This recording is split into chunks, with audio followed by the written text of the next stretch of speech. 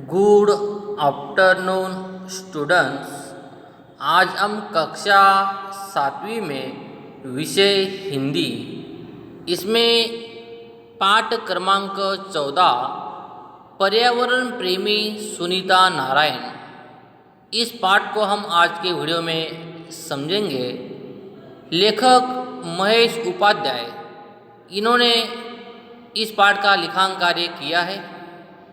सुनीता नारायण जो एक युवती जिन्हें पर्यावरण के प्रति प्रेम है, पर्यावरण का रक्षण करना चाहिए, पर्यावरण के लिए भिन्न भिन्न प्रकार के कानून बनाने चाहिए ताकि हमारी सृष्टि का, पर्यावरण का समतल बना रहे। इसी कारण से सुनीता नारायण एक पर्यावरण प्रेमी बनी हुई है। सबसे पहले हम लेखक का परिचय करते हैं। महेश उपाध्याय एक प्रतिभा संपन्न लेखक और समीक्षक है। इसका जन्म गुजरात के बीजापुर नामक गांव में हुआ। इस समय आप आद्र जे पटेल में बीएड कॉलेज मांगरी में अध्यापक के रूप में उन्होंने कार्य किया है। नव भारत के निर्माता और ज्योति कलश छलके नामक कृतियाँ उनकी प्रकाशित है। आपकी रचनाएं पाठ्य पुस्तक में प्रकाशित भी है। पर्यावरण सुरक्षा का महत्व दर्शाने वाली इस जीवनी से विद्यार्थी को प्रेरणा ग्रहण करे, यही उद्देश्य है। विद्यार्थी को ये समझे कि हमें पर्यावरण का किस प्रकार से रक्षण करना चाहिए, पर्यावरण का महत्व लोग समझे। और सुनीता नारायण का जो पर्यावरण के प्रति प्रेम है, वो चीज़ विद्यार्थियों को भी समझ में आना चाहिए, उनसे उनको प्रेरणा मिलनी चाहिए। इसके बारे में यहाँ दिया हुआ है। चलिए हम पाठ की ओर चलते हैं और पाठ को समझते हैं। 5 जून का दिन विश्व पर्यावरण दिन के रूप से विशेष नाम से मनाया जाता है। हमें पता है कि 5 जून हम किस दिवस के रूप में मनाते हैं? विश्व पर्यावरण दिवस के रूप में मनाते हैं। यह पर्यावरण प्रेमियों के लिए आनंददायी, स्मरणीय एवं प्रेरणादायक दिवस है। पर्यावरण प्रेमियों को इस दिन बड़े चाव से याद किया जाता है। कुछ संस्थाएं इस दिन को विशेष रूप से मनाती भी है। चित्र स्पर्धा, निबंध लेखन स्पर्धा, स्लोगन लेखन स्पर्धा, वृक्षारोपण, वक्तव्य गीत स्पर्धा, नाटक प्रदर्शन इत्यादि कार्यक्रमों से इस दिन का महत्व बढ़ाया जाता है। कहीं कहीं तो उत्सव जैसा वातावरण दिखाई देता है, जैसे पर्यावरण प्रेम की बाढ़ सी आ जाती है। सारे विश्व का पर्यावरण की चिंता है। इस दिन एक खास महिला को खास तौर पर याद किया जाता है, जिनका नाम है सुनीता नारायण, जिन्हें पर्यावरण की प्रति अटूट प्रेम है। सुनीता नारायण का जन्म दिल्ली में 23 अगस्त 1961 के दिन नारायण परिवार में उसका जन्म होता है। उनकी माताजी भूषणा देवी तथा पिताजी राज नारायण से उन्हें निर्भीकता एवं प्रकृति प्रेम जैसे सहज गुण उनको प्राप्त हुए हैं। प्रारंभिक शिक्षा के बाद अपने स्नातक की उपाधि दिल्ली में ही उन्होंने प्राप्त की। स्नातक की मतलब ग्रेजुएट की डिग्री जो है, स्नातक की, उन्होंने दिल्ली में रहकर ही प्राप्त की है।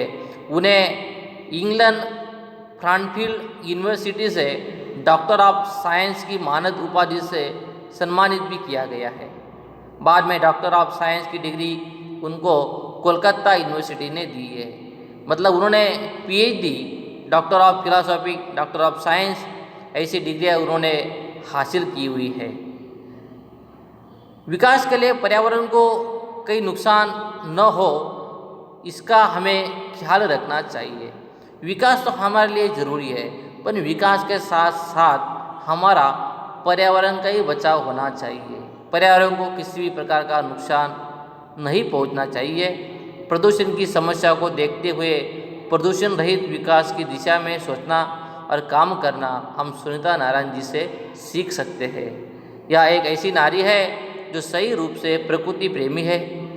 वो सारी दुनिया को चिंता और चिंतन करके पर्यावरण सुरक्षा के काम में जुट गई। उद्योगों से पर्यावरण को होने वाली स्थिति को देखकर उसका ध्यान, उसका मन जो है वो व्यथित उठ उड़ा। आज जो औद्योगिकीकरण जो हमें देखने को मिलता है, इनसे जो पर्यावरण का ह्रास हो रहा है वो देख के उसको बहुत बड़ी चिंता होती है। पर्यावरण को दूषित करने वाली हर समस्या का सुनीता जी ने बड़ी गहराई से अध्ययन किया और उसे दूर करने में अपना महत्वपूर्ण उन्होंने योगदान भी दिया है। 2005 एवं 2008 में अमेरिका के विदेश नीति पत्रिका द्वारा विश्व के 100 बुद्धिजीवियों में सुनीता जी को शामिल किया गया। देखो मित्रों हो, पूरे विश्व में 100 जो बुद्धिजीवी है उन 100 में से सुनीता जी का नाम भी शामिल किया गया है, वो भी एक बार नहीं 2 बार। सन 2005 में और 2008 में अमेरिका के निर्देश नीति पत्रिका जो है उनके द्वारा विश्व के 100 बुद्धिजीवियों में सुनीता जी को स्थान दिया गया है। अपनी प्रखर बुद्धि एवं कार्य प्रणाली के कारण उन्हें यह सम्मान प्राप्त हुआ है। 2005 में भारत सरकार ने उन्हें पद्मश्री की उपाधि से सम्मानित किया है। सुनीता नारायण पर्यावरण के क्षेत्र में अपना सेवा प्रदान करने के लिए 1982 से centre for science and environment संस्था से जुड़ी हुई थी। अभी वे सोसाइटी फॉर एनवायरनमेंट कम्युनिकेशन की एक निदेशिका है। अर्थ टू डाउन नामक पाक्षिक पत्रिका के प्रकाशन कार्य में भी वो कार्यरत है। सुनीता जी को प्रकृति के प्रति गहरा लगाव है। उनके विचारों में तेजस्विता और व्यवहार में सादगी झलकती है। वर्षों से पर्यावरण सुरक्षा एवं प्रदूषण निवारण के क्षेत्र में बड़े चाव से काम करती रही। उन्होंने अपना जीवन पर्यावरण रक्षा के लिए समर्पित कर दिया। उनका मानना है कि पर्यावरण जागृति का कार्य जिम्मेदार महिलाएं बेखूबी संभाल सकती है। सुनीता नारायण एक अच्छी लेखिका भी है। अपने विचारों को सामान्य जनता तक पहुंचने में बड़ी असरदार सिद्ध हुई। समाचार पत्रों में तथा मीडिया द्वारा उन्होंने मिशन को बड़ा वेग दिया। वे चाहती है कि ये धरती स्वच्छ हो, पवित्र हो और हरी भरी होनी चाहिए। पानी का दुर्व्यवहार न होना चाहिए। गलत इस्तेमाल पानी का हमें नहीं करना चाहिए। प्रदूषण को रोकना सबकी जिम्मेदारी है। केवल एक नागरिक को नहीं, हमारी पूरी 125 करोड़ जनता का एक फर्ज बनता है कि हमें प्रदूषण को बचा के रखना चाहिए, प्रदूषण को रोकना चाहिए है हमारी सबकी जिम्मेदारी है।